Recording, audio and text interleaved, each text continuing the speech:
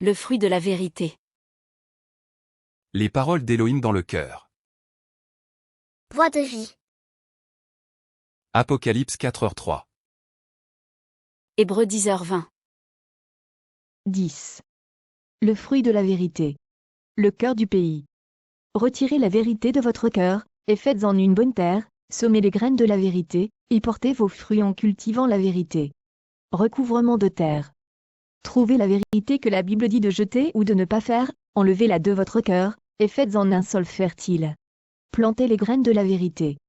Trouvez la vérité que la Bible dit de garder, et plantez la graine de vérité dans le champ du cœur fait de terre fertile, cultivez-la et portez le fruit de la vérité. Le fruit de la vérité. Le fruit de la vérité. Projet. Projet, jetez-le. 2. Projet, ne le fais pas ça. 3. Projet, gardez-le.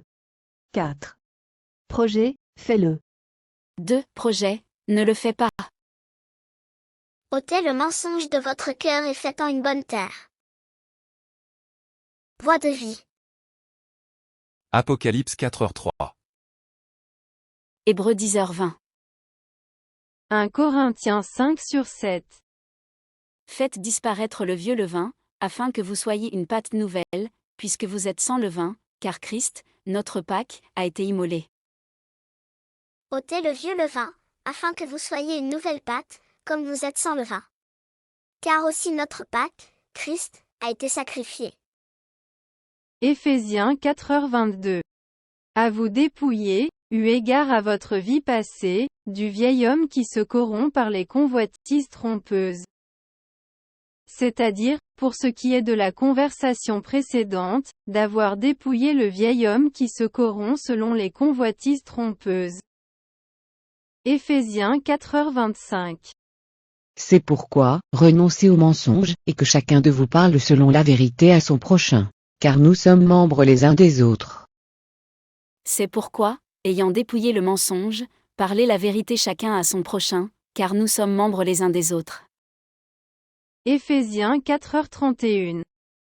Que toute amertume, toute animosité, toute colère, toute clameur, toute calomnie, et toute espèce de méchanceté, disparaissent du milieu de vous.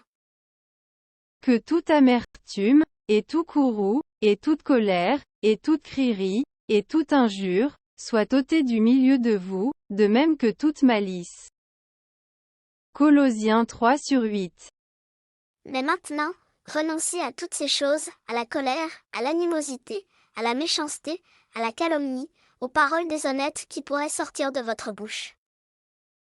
Mais maintenant, renoncez-vous aussi à toutes ces choses, colère, courroux, malice, injure, paroles honteuses venant de votre bouche.